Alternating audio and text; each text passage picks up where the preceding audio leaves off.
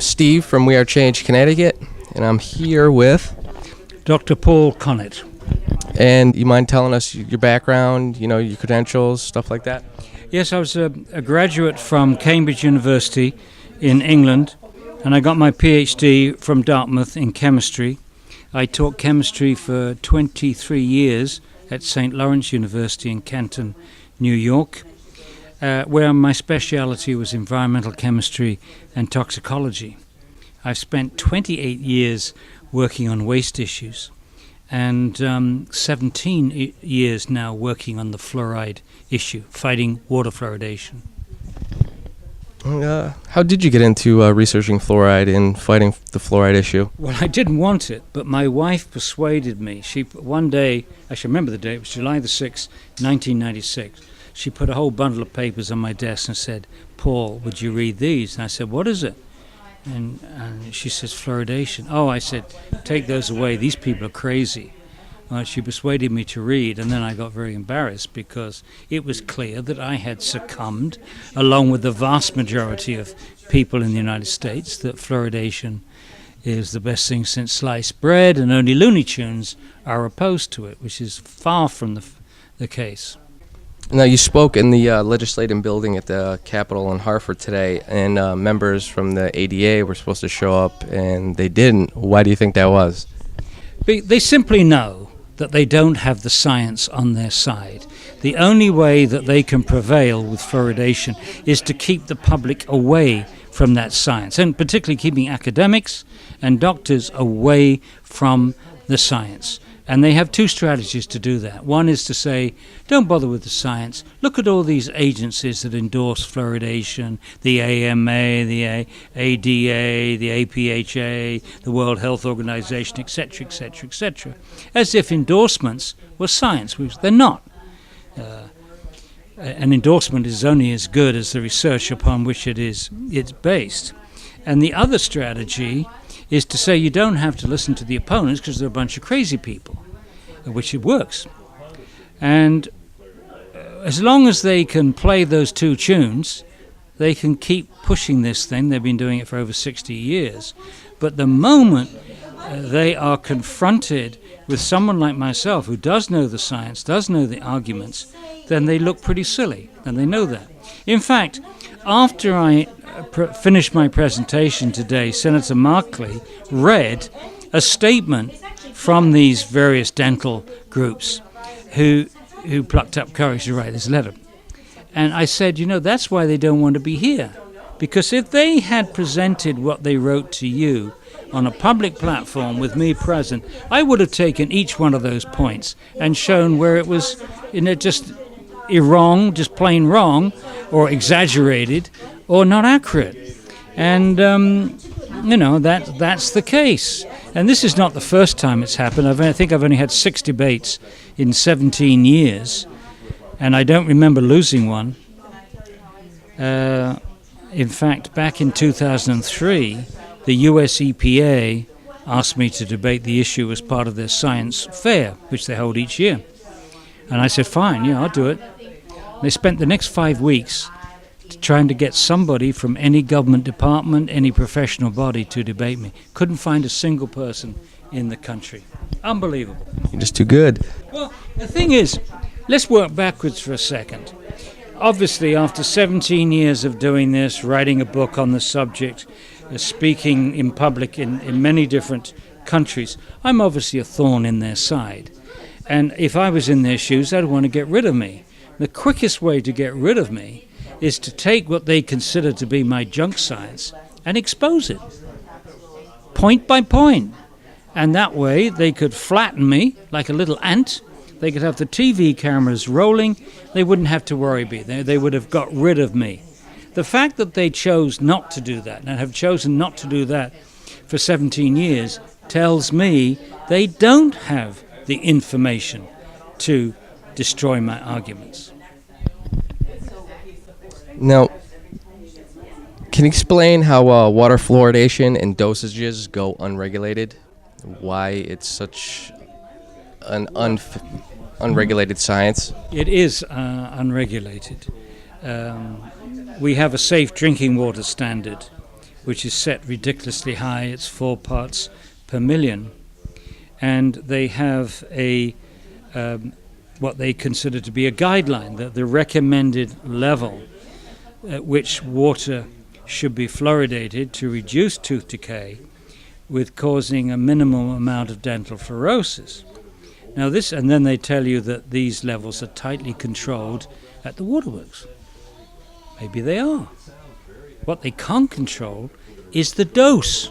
You can control the concentration, milligrams per liter, but you can't control the dose, milligrams per day, because that depends on how many liters of fluoridated water you're drinking and how much fluoride you're getting from other sources. And it's that total dose which can hurt people. So this preoccupation with concentration is really a way of avoiding the real issue, which is we can't control the dose, and we can't do that. The moment we put fluoride in the water, you can't control the dose. That's true. What are the differences between topical and systemic applications of fluoride? Topical means you apply directly to the surface. So topical fluoride is typically fluoridated toothpaste. And this makes more sense because you can apply it to the surface, which is thought to be improved by fluoride, and then you can spit it out. This way you avoid exposing the rest of the body, and you're not forcing it on people that don't want it. So you solve the medical problems and the ethical problem of forcing people to take medication by just changing the strategy from fluoridating the water to fluoridating the toothpaste.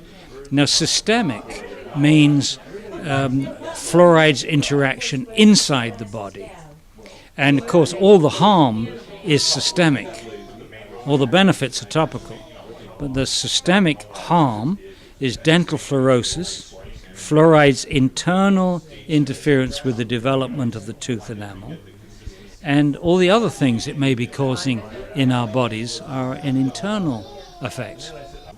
Does fluoride have any health benefits at all? It's questionable. There is no known use for fluoride in the body. They haven't identified one enzyme, one protein, one process in the body that needs fluoride for normal action.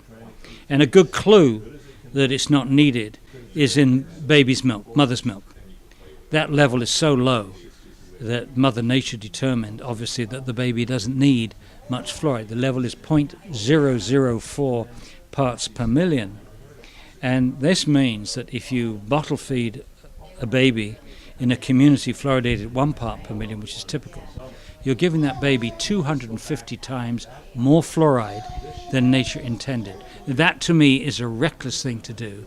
And that was one of the facts which I learnt 17 years ago that launched me on this campaign to end this practice worldwide. Now, with all the research and data in the science that has been done with fluoride, that it lowers the IQ, it affects the organs, the tissue, it damages the brain, the kidneys. Why do you still think they keep pushing water fluoridation on us? Well, clearly it's not science that's driving this. And what you're asking me to do is to try to come up with a rational explanation for irrational behavior. Because knowing some of the things I talked about today, both in the Senate and both here tonight, it's not rational that we keep pushing fluoridation when the amount of tooth decay that they can demonstrate that's saved is minuscule, 0.6 of one tooth surface. And the difference in tooth decay between fluoridated communities and non-fluoridated communities is very small. No difference worldwide between fluoridated countries, non-fluoridated countries. And now we've got these risks. I've got him being bitten by, I hate mosquitoes. It's preposterous that they are pushing it. So what's the rational explanation for that? The only thing that I can come up with, and it's only conjecture because I don't know for sure, but I think their calculation is if we lose fluoridation, we lose the public's trust. And if we lose the public's trust, we're going to lose support for other public health practices, and those include vaccination, which is a billion industry, and that's where the real economic interests may be showing themselves. I have a quote here from the American Dental Association, and they said they were actually talking about the Department of Health and Human Services, how they set the optimal level for fluoridated water at 0.7 parts per million. And they said this is a superb example of a government agency fulfilling its mission to protect and enhance the health of the American people. We've always looked to the federal health agencies to guide us on this and other public health matters, and we will continue to do so. Whilst lobbying them like hell not to do anything about it. That is the most outrageous, typical Alice in Wonderland interpretation of history. The 0.7 was literally forced upon the Department of Health and Human Services because their own studies indicated that 41% of American children had, aged 12 to 15, had dental fluorosis, when the expectation when they started was 10%. So we have 41% of American kids clearly overexposed to fluoride, and so that's why they were forced to lower it. They lowered it from a range of 0.7 to 1.2 to a static number of 0.7. Hardly a significant change. But as far as these noble regulatory agencies are concerned, what's outrageous is that the day that they did that, the US EPA Water Division, that should be using the best science available and presented to them by the National Research Council, to have come up with a scientifically defendable MCLG, maximum contaminant level goal for fluoride. And if they were to do honest science, that level would be 0, which would mean that fluoridation is over. But at the same press conference where the DHHS announced 0.7 is their great olive branch to the anti-fluoridationists, the Water Division at the EPA made it clear that they were going to determine an MCLG which would be protective of health but would not threaten the water fluoridation program. But they can't do both. If you do the science, then the MCLG has got to be very low and probably 0, just like arsenic and lead. There's no safe level for fluoride in the context that we're getting fluoride from many other sources. Where I was going to with that quote was, do you have any idea why people are under the assumption that we have to let government take care of us like our mothers, and where we can't dictate our own practices of life? You've hit on that. One of the main arguments against fluoridation, in my view, is that no government has the right to deliver medicine through the water supply, whether that medicine is fluoride, statins, or lithium. It's a clumsy way of doing it. Once you put it in the water, you can't control the dose, you can't control who gets it, and you're violating the individual's right to informed consent to medication, which, if you go to the AMA's website, is a pretty fundamental part of medicine today, medical ethics. I, as a doctor, cannot force you to take a medication. What I can do is to advise you to take it, but that advice should be coupled with what the side effects are and what he or she thinks are the benefits, and you are supposed to balance it and with your informed consent decide whether to take it or not. But that right has been ripped away for Americans, particularly in Connecticut, where you have mandatory fluoridation at the state level. So what you're doing in Connecticut, you're doing to everybody in Connecticut what a doctor in Connecticut can do to no one. An individual doctor cannot force a patient to take medication. That's what people should be really up in arms about that. And of course, people have been up in arms about that for many, many years. The good news for them is that we now have a trainload of scientific papers which back up this bad policy, because it violates informed consent, to clear scientific evidence that it's not working. And the potential for harm is huge, not least of which are the 37 studies which indicate a lowering of IQ at fairly modest levels of fluoride. What is your personal fluoride intake? I try to keep it as low as possible. I'm not measuring it. And how can we avoid fluoride altogether? Well, first of all, get it out of your water supply. That's the biggie. For me, I don't use fluoridated toothpaste. My wife and I get either reverse osmosis water from the supermarket in gallon jugs, or spring water. And I avoid as much as possible drinking any fluoridated water in restaurants. But it's very difficult. You want to go out for a meal, it's very difficult to find a restaurant if you're in a fluoridated community that doesn't have fluoridated water on the table. Can we actually purge fluoride from our bodies? Eventually, your bone turns over every 20 years. The half-life of fluoride in the bone is about 20 years. So eventually, if you stop the sources of fluoride, it will eventually dissipate from the bone. And if you're a young person like you, after maybe 20 years, you'll be down to quite a much lower level. Ending fluoridation is actually physically as simple as turning off a tap. If you have the political will, it's over tomorrow. But to get that political will, we need masses of people educated and organized. So you asked me about sources of material for education. We also need organization. That's very important.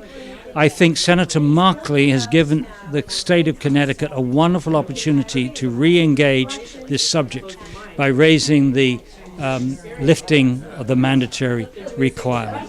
That would be hugely significant, not only for Connecticut, but for the other 13 or 12 states which have mandatory fluoridation. This would send shockwaves through, and they need those shockwaves. So that gives us an opportunity. I like to say that we need to end fluoridation one open mind and one community at a time. In this case, we have the opportunity to end it one state at a time. I think I mentioned earlier, I've written a book on this with two other scientists. It's called The Case Against Fluoride, and that was written with James Beck, MD, PhD, physicist from Calgary in Alberta, and Spenning Micklem, a biologist from University of Oxford, taught in Edinburgh, and he's a biologist. So we had a biologist, a physicist, and a chemist reviewing the literature, and as in the best communicable way that we could do, understating, not overstating, we presented all the arguments very clearly, and every argument was backed up with a total of 80 pages of references to the scientific literature. And I had really hoped that the publication of that book 2.5 years ago would raise the level of debate. But they've done what they normally do. They completely ignored it. There's not been one significant scientific analysis of our book refuting anything. And that's pretty sad. But I urge citizens to find out for themselves. That's the best place of having all the arguments in one spot. And that you can get from Amazon.com, The Case Against Fluoride. Also, our webpage is a mine of information. If you go to the researchers button, the top right-hand corner, and do a series of clicks, you get to the health database, and you look at fluoride's effect on every tissue. Everything's documented. In some cases, the full papers are available. And also on our webpage, you can get videotapes. A 28-minute videotape called Professional Perspectives on Water Fluoridation. That's a good starting package. And another one, 20 minutes, 10 facts on fluoride, keeping it as simple as possible. And people are welcome to download it and make as many copies as you want on DVD and then get that to people. It's a non-threatening educational device. Mind telling us your web address so we can find the website? It's fluoridealert.org. Now, fluoride, you got to spell it right. A lot of people are still spelling it F-L-O. It's F-L-U, think of flu. F-L-U-O-R-I-D-E, fluoridealert.org. Thank you very much. I appreciate you coming to Connecticut. Thank you.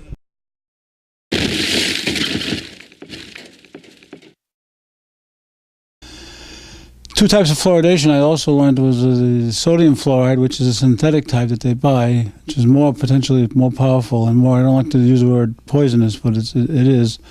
And the other one is the natural calcium fluoride, which occurs out west all over the place in fairly great abundance in the water supply creates modeling of the teeth. If you know what that is, it makes little black little spots here and there.